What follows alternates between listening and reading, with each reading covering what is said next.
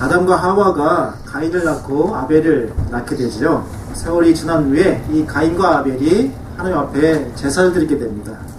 이 가인은 농부였기 때문에 땅의 소산으로 하나님 앞에 제물을 드리고요. 그리고 아벨은 양치는 자이기 때문에 양의 첫 새끼와 그 기름으로 하나님 앞에 제물로 드립니다. 똑같이 두 사람이 하나님 앞에 제물을 드렸는데 안타깝게도 한 사람의 제물은 하나님께서 연락하시고 한 사람의 제물은 하나님께서 연락하지 않으십니다. 여러분이 아시다시피 아벨의 제물은 하나님께서 응답하시고 또 가인의 제물은 하나님께서 받지 아니하시죠. 왜 그랬을까요? 왜 하나님께서 두 형제가 함께 예배를 드리는데 한 자리에서 예배 드리는데 왜 하나님께서 아벨의 제사만 받으셨을까요? 바로 성경에서 답을 주고 있는데 히브리서 11장 4절에 이렇게 말씀하고 있습니다. 믿음으로 아벨은 가인보다 더 나은 제사를 하나님께 드림으로 의로운 자라 하시는 증거를 얻었으니 하나님이 그 예물에 대하여 증거하심이라. 저가 죽었으나 그 믿음으로써 오히려 말하느니라 라고 말씀하고 있습니다. 그러면 답이 나왔죠? 아벨은 무엇으로 드렸어요? 믿음으로 드렸다는 겁니다. 그 반대로 해석하면은 가인은 믿음으로 드리지 않았다는 겁니다. 저 여러분의 예배가 하나님 앞에 믿음으로 드려진 예배가 되길 원합니다. 아멘? 그때 하나님이 받으시는 거예요.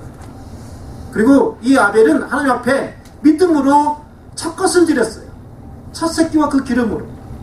그리고 아벨은 제물과 더불어서 본인의 삶, 이 믿음의 삶을 드렸습니다. 그래서 창세기 4장 4절에 하나님께서 아벨의 제물을 받으셨다라고 말씀하지 아니하시고 아벨의 그 삶 자체죠. 믿음의 삶, 아벨과 그의 제물을 받으셨다라고 연락하고 있습니다.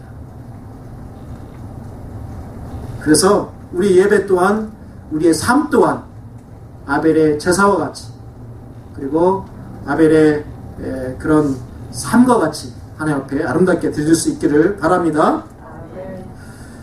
히브리서 11장 6절에는요 이렇게 말합니다. 믿음이 없이는 하나님을 기쁘시게 하지 못하나니 하나님께 나아가는 자는 반드시 그가 계신 것과 그가 자기를 찾는 자들에게 상 주시는 이심을 믿어야 할지니라 라고 말하고 있습니다. 이 가인이 아벨의 제사는 하나님께서 받으시고 자기의 제사를 하나님께서 받지 아니하시니까 이 가인이 분을 냅니다. 그리고 몹시 분하여서 안색이 변합니다. 그리고 나중에는 어떻게 해요? 자기 아벨을 쳐죽여요. 이것이 바로 아벨, 즉 하나님을 섬기는 자의 첫 번째 고난이자 순교입니다. 이 가인과 아벨로부터 시작된 이 예수 믿는 그리고 하나님을 섬기는 자들의 이 고난과 핍박은 그 이후로 줄곧 계속되죠. 그리고 하나님 모르는 사람들은 그 이후로 하나님을 알고 하나님을 경외하는 사람들을 계속해서 핍박하고 죽이고 이렇게 핍박을 심하게 가합니다. 윌리엄 젠킨이라는 사람이 있는데요. 이 사람이 이제 어떤 사람인가 하면은 영국 국교에 순응하지 않고 면직당했어요. 그리고 예배 드리는 중에 군인들이 그냥 찾아와가지고 예배 드리는 중에 끌고 가가지고 아주 감옥에 쳐넣은 이런 믿음으로 고난을 받은 사람인데 신실한 장로교 목사님이었습니다. 그가 이런 말을 합니다. 사람들이 박해를 받는 것은 나쁜 일을 행하기 때문이 아니라 정당한 일을 하기 때문이다. 순교는 일찍부터 있었다. 최초로 죽은 자가 바로 종교 때문에 죽었기 때문이다 라고 말합니다. 그러니까 이 아벨은 첫 번째로 순교한 사람인데 뭐 때문에 죽었어요? 종교, 하나님을 섬기는 것 때문에 죽었다라는 거죠. 베드로가 이 베드로전서를 쓸 당시 AD 63년에서 64년경인데 이 당시에는 아주 핍박이 이제 심해질 때입니다. 여러분이 아다시피 그 악명 높은 네로 황제가 이제 즉위하여서 그가 이제 로마 전국에서 이제 대대적인 핍박을 시작하기 바로 직전이죠. 그래서 많은 그리스도인들이 국지적이지만은 비조직적이지만은 핍박을 당하고 있었고 얼마 되지 않아서 이 핍박은 전 로마로 확산되고 나중에는 수많은 사람들이 화형을 당하거나 아니면은 사제밥이 되기도 하는 아주 극심한 처형에 처하기도 합니다. 이것을 알고 있는 베드로는 그들에게 너희들이 어떻게 고난을 맞이할 것인가에 대해서 말씀하고 있습니다. 이 말씀은 우리가 이 시대에 살아가는, 우리가 고난 중에 살고 있는 우리에게도 동일하게 적용되는 말씀입니다. 그렇다면 우리가 고난이 다가올 때 그리스도인들은 어떻게 고난을 받아들여야 할까요? 첫째로 그리스도인으로 고난을 받으면 오히려 즐거워해야 합니다. If you suffer as a Christian, rejoice 라고 말하는 거죠. 우리 옆 사람과 인사합시다. 고난을 받으면 즐거워합시다. 이 고난은 주님으로 인해서 받는 고난입니다. If you are suffering because we are Christians. 그러니까 그냥 내가 잘못해가지고, 내가 뭐 사기쳐가지고, 아니면 내가 무슨 실수를 해서 나한테 당하는 고난이 아니라 여기서 받는 고난은 바로 나는 아무 잘못이 없는데 바로 그리스도 때문에 받는 고난을 말하고 있는 거죠. 그래서 사도 베드로는 이렇게 말합니다. 12절에 사랑하는 자들아, 너희를 연단하려고 오는 불시험을 이상한 일 당하는 것 같이 이상히 여기지 말라. 오히려 어떻게 하라고요? 즐거워하라 라고 말합니다. 즐거워하라 라는 거죠. 여기서 이상히 여기다라는 말은 그냥 어리둥절하고 놀라는 겁니다. 왜? 아니 나는 그리스도인인데 하나님이 나를 지켜주시고 만왕의 왕이네 하나님인데 왜 내가 고난을 당하지? 이렇게 생각할 수 있다는 거죠. 어리둥절할 수 있다는 겁니다. 놀랄 수 있다는 겁니다. 그러나 베드로는 말하기를 그것은 놀랄 일이 아니라는 겁니다. 그것은 당연하다는 거예요. 왜 당연할까요? 세상 사람들이 예수님을 핍박했어요. 예수님을 핍박했다면 예수님을 따르는 우리도 당연히 어떻게 할까요? 핍박합니다. 그런데 우리가 이상하게 여겨야 할 일이 뭐냐면 그 반대예요. 다른 사람들이 예수님을 핍박하고 그리스도인들 핍박하는데 나는 핍박 안 해. 그럼 우리가 그때 즐거워해야 할까요? 그땐 통곡해야 돼요. 왜냐면은 내가 한번 물어봐야 됩니다. 내가 진짜 그리스도인인가? 응? 내가 진짜 그리스도인이라면 세상 사람들이 날 핍박해. 그게 당연하다는 겁니다. 그런데 세상 사람들이 날 핍박하지 않으면 한번 생각해 봐야 돼요. 내가 혹시 세상 사람들과 짝하고 있지는 않은지, 내가 세상 사람들과 타협하고 있지는 않은지, 내가 혹시 세상 사람들과 똑같은 길을 걷고 있지는 않은지 한번 점검해 봐야 돼요. 그러나 여러분이 그리스도 때문에, 복음을 믿는 것 때문에, 하나님의 나라를 바라는 것 때문에, 그 산 소망 때문에 여러분이 고난을 받으면 기뻐하시길 바랍니다. 아멘. 아멘. 왜요? 우리는 그리스도께 속한 자로 이미 낙인 찍혔기 때문이고 그 증거가 확실하기 때문입니다. 네? 전쟁에서 아군과 적군이 헷갈리는 것보다 더 황당한 전쟁은 없어요. 그죠? 그게 가장 무서운 것 같아요. 저는 북한이 막 우리나라 국군 복장처럼 이렇게 입고 막 힘주는 것 보고 가슴이 썩툭한 거예요. 전쟁이 일어나면은 아군 적군이 헷갈리면 얼마나 이게 무섭습니까? 그런데 여러분, 내가 그리스도인으로 핍박을 받는다. 그러면 나는 찍힌 거예요. 하나님의 인이 꽉 찍혀가지고 나는 그리스도에 속한 사람이다. 이미 증거가 딱 된 겁니다. 그러니까 우리가 오히려 기뻐할 수 있는 것이죠. 즐거워할 수 있는 것이죠. 내가 그리스도께 속한 사람이구나. I am belonging to Christ. So we can rejoice. 우리는 예수 그리스도 믿는 순간 하나님이 하나님의 아들딸로 삼아주셨어요. 양자형을 받아가지고 하나님의 아들딸이 되었는데, 여러분, 가족이 된 거죠. 저와 여러분은 brother or sister. We are the brothers and sisters in the Lord. We are one family in the Lord. 그러면 우리의 머리이신 예수님께서 고난을 당하셨어요. 내 형제자매가 고난을 받고 그럼 내가 이 가족이 되었어요. 그럼 나도 어떻게 될까요? 고난을 받는 거죠. 근데 가족 돼가지고 고난은 내 거 아니야. 나는 좋은 음식만 먹고 나는 좋은 것만 즐기고 나는 이렇게 살 거야 하면은 그 사람은 사실상은 가족이 아닐 수가 있다는 거예요. 가족이 왜 끈끈할까요? 같이 고통을 같이 하고 같이 아파하고 같이 웃고 같이 울고 이것이 한 가족이에요. 그래서 예수님께서 말씀하셨습니다. 너희가 내게 속했다면 너희도 핍박할 것이다. 왜? 세상 사람들은 먼저 나를 핍박했기 때문에 너희를 핍박할 것이다 라는 거죠. 세상에 속했으면 그들이 절대 핍박하지 않습니다. 그래서 로마서 8장 1절에 자녀이면 또한 상속자 곧 하나님의 상속자요 그리스도와 함께한 상속자니 우리가 그와 함께 영광을 받기 위하여 고난도 함께 받아야 할 것이니라 라고 말씀하고 있습니다. 그래서요 13절에 보세요. 오히려 너희가 그리스도의 고난에 참여하는 것으로 즐거워하라. 왜요? 이유가 나와 있는데 이는 그의 영광을 나타나실 때에 너희를 즐거워하며 기뻐하게 하려 함이라. 할렐루야. 아멘. 우리가 하는 그 주님의 고난에 동참하면 그리스도의 그 영광이 그리스도의 그 찬란한 그 하나님의 영광이 우리에게 임한다는 겁니다. If you are suffering because of the Christ, we will receive the glory too. 그래서 우리가 즐거울 수 있는 거예요. 왜요? 우리가 받는 고난은 잠시인데 우리가 받을 영광은 영원하다는 겁니다. 우리가 받는 고난은 우리가 좀 힘들고 어렵지만은 이것은 잠깐이고 우리가 받을 영광에 비하면 좋게 비교할 수가 없다라는 겁니다. 그러니까 사도 베드로는 고난받는 성도들에게 구차히 그냥 값비싼 동정하지 않습니다. 너희가 오히려 기뻐하라. 사도 베드로는 말하고 있는 거죠. 왜요? 하나님의 영광이 눈앞에 보이거든요.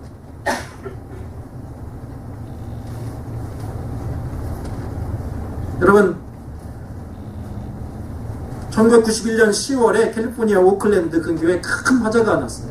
여러분도 아실 겁니다. 대화재가 나가지고 2,500채의 집이 불탔어요. 그래서 사람들이 다 집을 잃었습니다. There was a big fire in California 1991. 그래서 the fire burned everything. They burned about 2,500 houses. 그래서 많은 사람들이 다 집을 잃었어요. 뭐 가보니까 다 한 줌에 제로 남은 거예요, 자기 집. 그런데 놀라운 게 뭔지 아세요? 사람들이 자기 집에 다 가서 다 탔어요. 그런데 희한한 것은 안 탄 게 있다는 겁니다. 뭐가 안 탔을까요? 모든 것이 다 탔는데 사기로 만든 작은 토기라든가 도자기라든가 이런 그릇들은 타질 않았어요. 자기. 그래서 사람들이 각자 자기 집에 가도 똑같아요. 그것은 깨트리면은 금방 깨지는 겁니다. 아주 깨트리기 쉽고 아주 연약한 것인데도 불구하고 그 튼튼한 나무라든가 많은 것들이 다 탐에도 불구하고 아주 깨지기 쉬운 사기 그릇들만 남아 있었어요. 그 마을의 목사님도 그 집도 불탔죠. 그 주일날 예배를 드리는데 목사님이 꽃병 하나를 딱 들고 왔어요. 자기 집에서 주운 겁니다. 그러면서 물었습니다. 여러분, 저희 집에 모든 것이 다 탔는데 왜 이 꽃병만 남아있을까요? 그렇게 물었어요. 그리고 대답을 주었습니다. 왜냐면은 이전에 이 모든 것은 다 타버렸지만 이 꽃병은 이전에 불을 견뎌내는 과정을 이미 겪었기 때문입니다 라고 말했어요. 이 꽃병은 큰 불이 임할 적에 이미 그 전에 다른 것들은 이미 불을 통과하지 않았지만은 이 꽃병이라고 칩시다. 이 꽃병은 그 전에 이 꽃병을 만들기 전에 이미 불 속에서 연단을 받았기 때문에 그 큰 화재 가운데 살아남을 수 있었다라는 겁니다. 제가 이것을 혼자 묵상하다가 하나님께서 저에게 깨달음을 주셔요. 어떤 깨달음을 주시냐면은 제가 그래서 이런 문장을 만들었어요. 그리스도인이 불시험을 이기면 불심판을 면할 수 있다. 맞는 말이잖아요. 그죠? 우리가 불시험을 이기면 욕망 속에서 그것이 힘들고 어려울지라도 그러면 그것을 이기면 나중에 만왕의 왕이 이 세상을 심판할 적에 불로 온 세상을 심판할 적에 우리가 살아남을 줄 믿으시길 바랍니다. 아멘. 그러나 그 불시험이 무섭다고 도망가거나 세상과 짝하고 살면 그때는 영원한 하나님의 불구덩이에 사탄과 함께 던져진다는 겁니다. 그러니까 베드로가 너희가 고난이 많으냐, 너희가 그리스도 때문에 고난을 당하느냐, 즐거워하라, 오히려 즐거워하라라고 사도 베드로가 말하는 겁니다. 왜? 너희는 나중에 멸망하지 않기 때문에. 왜? 너희는 나중에 그리스도의 큰 영광에 참여하는 자가 되기 때문에 오히려 즐거워하라 라고 말하고 있는 것입니다. 그래서 욥기에서 욥도 내가 가는 길을 그가 아시나니 그가 나를 단련하신 후에는 내가 순금같이 되어 나오리라 라고 욥기 23장 10절에 말씀하고 있습니다. 욥은 그것을 알았기 때문이에요. 하나님께서 나를 단련하신 후에는 내가 천금같이 찌꺼기가 없어지고 불순물이 제거되고 나의 모든 자아와 나의 못된 모든 것들이 다 주님 앞에서 타지고 내가 하나님 앞에 정결하게 온전한 믿음으로 주 앞에 서게 될 것입니다 라고 말하고 있는 것입니다. 우리가 고난을 당하면은 우리는 즐거워할 수 있어요. 왜요? 우리는 산 소망이 있어요. We can rejoice because we have the living hope. 산 소망이 있어요.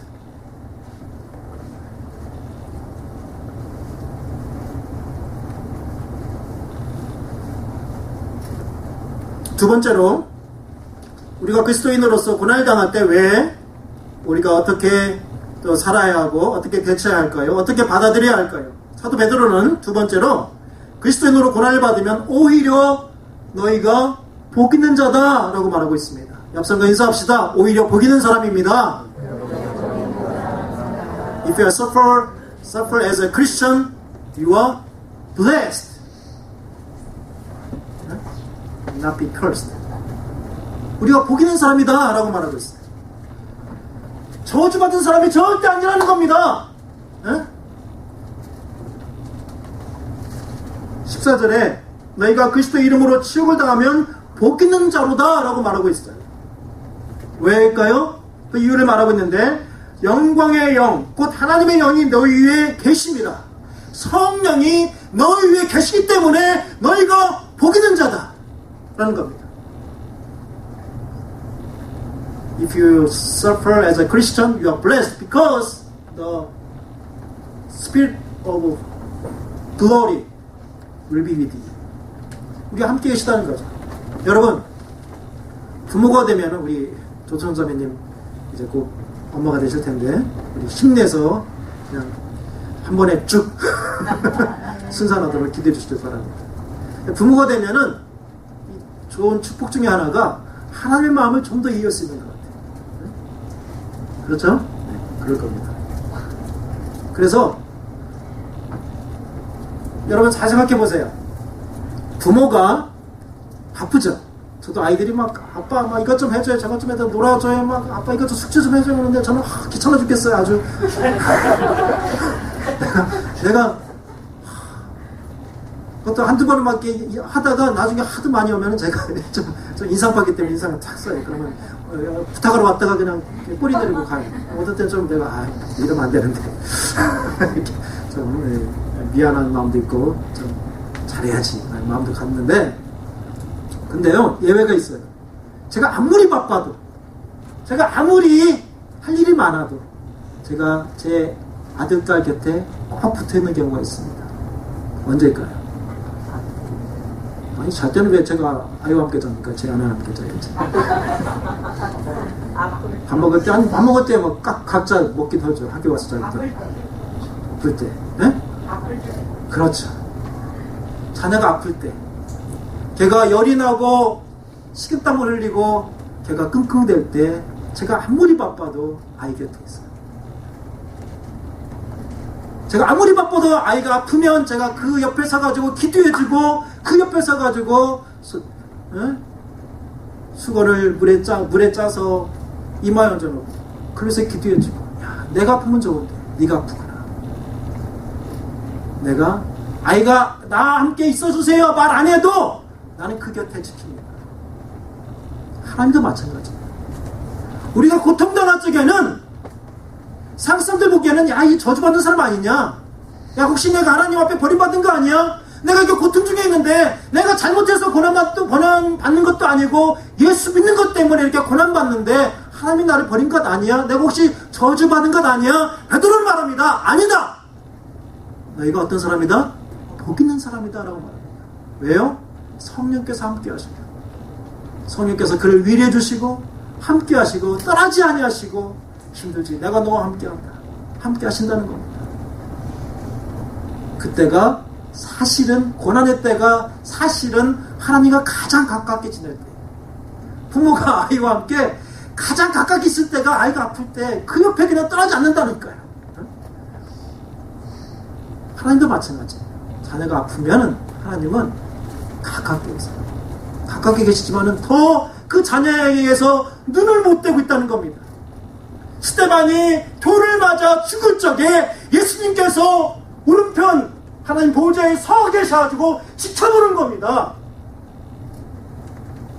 그게 하나님의 마음이라는 거예요. 성령으로 보내셔서 하나님의 영, 성령의 영이 함께 계시도록 허락하신다는 겁니다. 여러분이 예수님 때문에 고난받습니까? 감사하시길 바랍니다. 아멘. 하나님의 영이 여러분과 함께 계십니다. 하나님의 영이 여러분을 위로하시고, 하나님의 영이 여러분을 만져주시고, 여러분을 하나님이 위로하시고 세임을 주신다는 겁니다. 여러분, 다윗왕을 기억하시죠? 이 다윗왕이 사무엘 선지자로부터 기름 부음을 받죠. 나중에 왕이 될 것이다. 그 다음에 그 다음날 왕이 됐을까요? 대관식을 가졌나요? 나중에 그가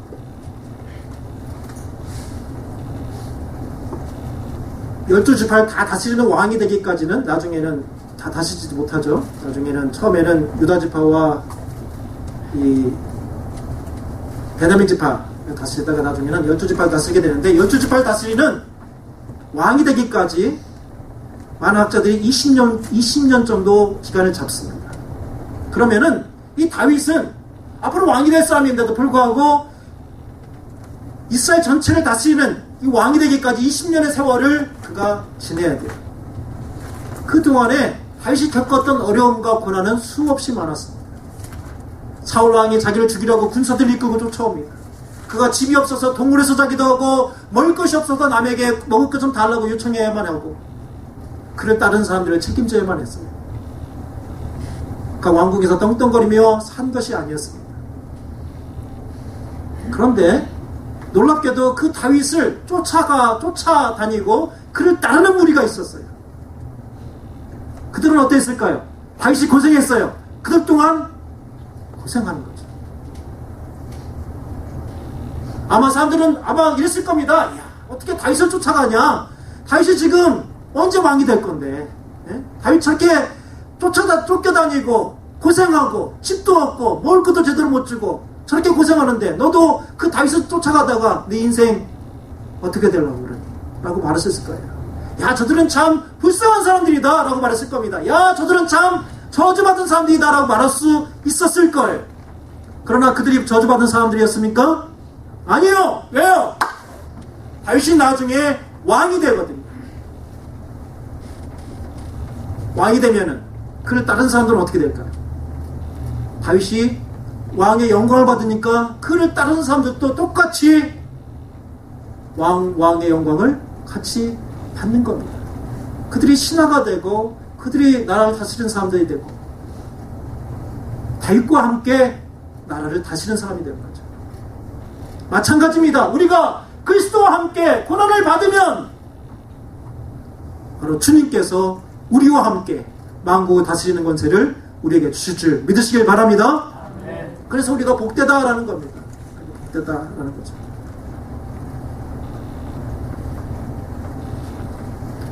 세 번째로 우리가 고난 가운데 그리스도인들이 이 고난을 어떻게 받아들여야 할까요? 사도 베드로는 오늘 본문을 통해서 이렇게 말합니다. 너희가 그리스도인으로 고난을 받으면 오히려 하나님께 영광을 돌리라 라고 말합니다. 우리 인사합시다. 오히려 하나님께 영광을 돌립시다. If you suffer as a Christian, praise God! Praise God! 하나님을 찬양하라는 거죠. 영광을 돌리라는 거죠.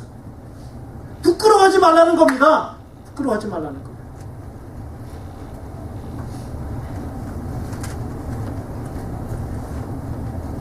(16절에) 만일 그리스도인으로 고난을 받으면 부끄러워하지 말고 도리어 그 이름으로 하나님께 영광을 돌리라 라고 말하고 있다는 겁니다. 왜요? 우리가 그리스도인으로서 부끄러워하면 예수님도 우리를 많은 천사들 앞에서 우리를 부끄러워할 겁니다. 그래서 사도 바울은 로마서 1장 16절에 내가 복음을 부끄러워하지 아니하노니 이 복음을 믿는 자에게 구원을 주시는 하나님의 능력이라 라고 말하고 있습니다. 왜 부끄러워하지 하지 않습니까? 이 복음은 믿는 사람들에게 생명을 주는 이터널 라이프를 주는 능력이에요.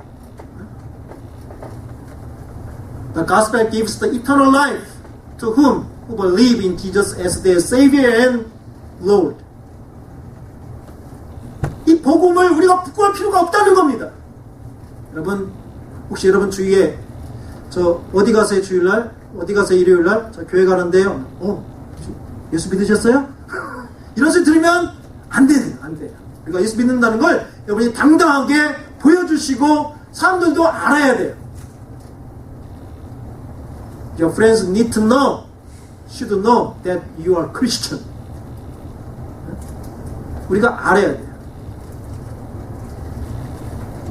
예수님께서는 누가복음 9장 26절에 누구든지 나와 내 말을 부끄러워하면 인자도 자기와 아버지와 거룩한 천사들의 영광으로 올 때에 그 사람을 부끄러워하리라 라고 말했어요. 여러분, 이걸 말하는 사람이 누굽니까? 이 베드로 전서에서 부끄러워하지 말고 하나님 앞에 영광을 돌리라 라고 말하는 사람은 베드로예요.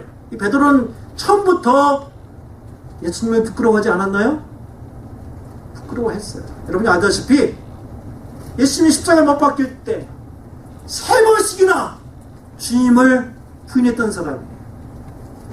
Peter already denied Jesus Christ. 베드로는 그것을 겪은 사람이에요. 내가 주님을 부끄러워했구나. 그때 주님과 눈이 마주쳤거든요. 그 이후로 베드로는 결심을 합니다. 하나님 자기의 은혜를 베풀어 주시옵소서. 내가 하나님의 그 큰 복음을 깨닫고 내가 주님을 부끄러워하지 아니하고 복음을 부끄러워하지 아니하고 복음을 외치는 자가 되게 해주시옵소서라고 기도했을 겁니다. 그러면서 베드로는 성도들에게 말합니다. 여러분이 아무리 핍박 가운데 있을지라도 고난 가운데 있을지라도 복음을 부끄러워하지 마십시오. 왜요? 복음은 하나님의 능력입니다. 우리에게 구원을 주시는 하나님의 능력입니다. 누구든지 주님을 믿으면 구원을 받는 이 놀라운 것을 우리가 자랑하고 선포해야지 내가 그리스도인이라는 것을 여러분이 부끄러워한다면 안 됩니다 라고 말하는 겁니다. 오히려 하나님 앞에 영광을 돌리라는 겁니다. Praise God, 할렐루야 하면서 하나님 앞에 영광을 돌리라는 거예요. 왜요? 그 이유가 17절 18절에 나와 있어요. 왜 우리가 부끄러워하지 아니하고 하나님께 영광을 돌려야 하느냐? 심판이 시작됐다는 거예요. 사도 베드로는 그리스도인이 받는 이 고난을 심판으로 봅니다. 예수 믿는 사람들을 심판하시는 하나님의 심판은 정죄의 심판이 아니라 우리가 구원에 이르도록 하는 연단으로 보는 거예요. 그러면 우리가 그리스도인들이 이렇게 고난을 받고 심판을 받으면 안 믿는 사람들은 어떻게 했냐라는 거죠. 그들은 믿는 사람은 이 세상에서 잠깐 하나님의 연단을 받지만 안 믿는 사람들은 영원히 그 정죄를 받고 영원히 꺼지지 않는 불에 고통을 당할 것이고 멸망받을 것이다 라는 거죠. 그러니까 너희가 그 멸망에 참여하지 않고 너희가 그리스도께 속한 자 되어서 하나님의 백성이 된 것을 너희가 자랑스럽게 여기고 영광스럽게 여기고 하나님 앞에 영광을 돌리라는 겁니다. 할렐루야. 베드로는 이것을 말하고 있는 거예요.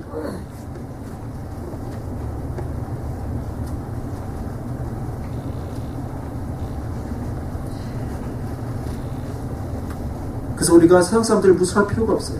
왜요? 그들을 불쌍하게 여겨야 돼요. 우리는 잠시 잠깐 고난을 받지만 그들이 받을 고난이 얼마나 극심하면 베드로가 이렇게 쓰겠습니까? 그러면서 16절에 너희가 그리스도인으로 고난을 받으면 부끄러워하지 말라. 그리스도인이라 라는 말은 성경에 3번 나옵니다. 첫 번째는 안디옥 교회에서, 그죠? 바나바와 바울이 그들을 가르치고 그들이 그리스도인이라 라는 칭송을 받죠. 그들이 그런 일컬음을 받습니다. 나중에 또 사도행전 보면은 사도행전 26장 28절에 보니까 이 바울이 복음 때문에 갇힌 자, 묶인 자가 되어서 이제 변론을 하게 됐는데, 이제 베스도 다음으로 총독이 된, 벨릭스 다음에 총독이 된 이 베스도 총독 앞에서 아그리파 왕과 보니게, 예전에 안영주 목사님 설교를 잘 해주셨는데 그때 기억이 납니다. 그 아그리파 왕에게 이 바울이 전도를 해요. 그때 아그리파 왕이 이렇게 말합니다. 네가 적은 말로 나를 권하여 그리스도인이 되게 하려 하는도다. 이때 그리스도인이라는 말을 써요. 그리고 오늘 본문 베드로전서 4장 16절에 그리스도인이란 말이 이렇게 나옵니다. 그래서 3번 나오는데, 여러분, 우리가 그리스도인입니다. 그리스도인이라는 것은 예수 그리스도께 속한 사람이에요. 그러면 우리가 어떻게 살아야 됩니까? 예수 그리스도를 잘하면서 살아야 되죠. 그리고 예수 그리스도인 것을, 예수 그리스도께 속한 것을 영광스럽게 여기고 자랑스럽게 여기고 살아야 되죠. 저는 미국 와서 참 느낀 게 뭐냐면, 미국 사람들은 이 미국인이라는 긍지가 있어요.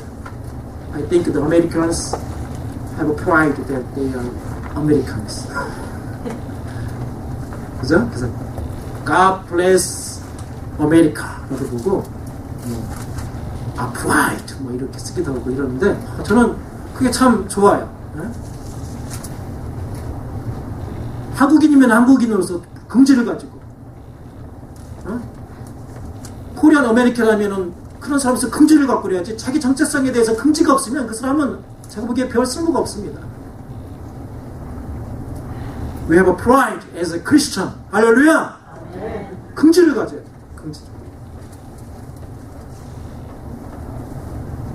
그러면서 결론으로 사도 베드로 이렇게 말합니다. 너희가 고난을 당하면은, 그리스도인으로 고난을 당하면은 너희가 이상 여기지 말고 즐거워하라 라고 말합니다.